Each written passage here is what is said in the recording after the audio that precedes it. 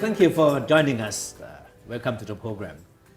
We all know that public diplomacy is not something new, right? Many countries have been using public diplomacy to create better understanding and to project a positive image about themselves to the rest of the world. But my question is why all of a sudden the public diplomacy has become such a buzz with the foreign ministry? Well, I think we aim to use public diplomacy to set the agenda, to appeal to various audiences. And with this age of disruption, with the challenges, with the digital age, of course, we have to keep pace with what's happening in the world and the message that we send out to the world in terms of foreign affairs, Thailand's foreign relations and everything. So I think it's not just during this period that we started to hype up the public diplomacy measures. It's been a trickle effect. It's been ongoing for quite some time, but it might have been obvious during these past few years because we've become more digitized with the tools, and it has been a policy of the past permanent secretaries of foreign affairs as well. So I think we can't be slow. We have to keep pace with the world that's ever continuing to move and never stopping. I guess that's the point. Are you saying that there might have been a gap of perception or understanding of Thailand among people outside the country? Yes, definitely. That is something that's inevitable. I think it's something that is happening to every country. The misperception, the fake news, the vacuum that is produced in certain instances. So to feel that, I think we have to be very active in terms of our presence online, our digital diplomacy as well. It's something that's been studied and expanded upon during the past few years. Especially there's many articles and many people talking about this digital diplomacy, how foreign affairs, how ministries of foreign affairs around the world can become more in touch and in tune with the digital world and the audiences around the world. And the form of public diplomacy must be something to do with Thailand Now, the new website that had just been launched as well. Do you consider this as a form of soft power from Thailand? Yes, definitely. The image, the persona that we have online for Thailand, of course, it's very important to build.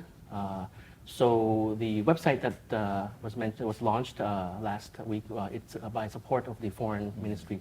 It's called Thailand Now and thailandnow.in.th. So it portrays Thailand's image in a way that is modern.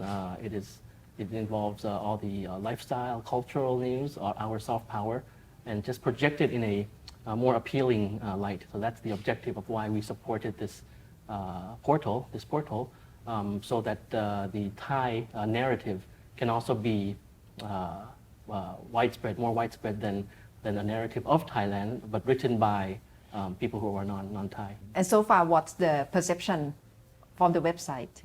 Yes, the reaction has been good.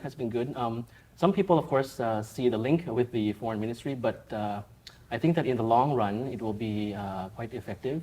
Many countries also have these kind of portals, which are supported by government, but they have a narrative which is the local narrative, the local storytelling on different issues. But what do you think people can get from Thailand Now that they cannot get from other websites or any other social media platforms? Yes, sure. Accurate information, up-to-date information in the Thai narrative, because it involves a network of independent Thai writers and Thai former journalists as well. So the Thai narrative on Thailand is there for you already on that portal. You're the most visible face of the foreign ministry, but largely because of your presence at the weekly press conferences on the COVID-19. So how do you think this pandemic has changed the way that diplomats will work? We have been talking a lot about the new normal, right, in the midst of COVID-19. So if there's to be some kind of a new normal for diplomats, especially Thai diplomats, what would that be? Yes. A new normal would affect everybody around the world, of course. For diplomats in particular, the meetings, the personal interactions that we have are very, very important. That still should remain. But of course, there has to be perhaps a hybrid of the way that we work. So in terms of conferences, meetings, more of online video conferencing, and try to project what you want to discuss with your counterpart, but not not face to face. So that adaptation has to be in place. However, it would make a difference because I've seen, for example, in the United Nations meetings, General Assembly, sometimes when it's more a video conference, diplomats don't express themselves that much. The feeling, the intensity of a particular speech, is not that much as visible, as when you have a personal people physically attending meetings. But I think it's something that's necessary. It's something that all diplomats have to learn to do, to be more, as you mentioned, more media savvy. I would say more social media savvy as well, and use digital diplomacy to the advantage of your own country. I guess it's something that everyone has to learn because diplomats have to adapt to the trends of what's happening around the world. So if the trend is on social media, if the trend is the information is to be known, is to be learned on social media, then that's the way to go, I think.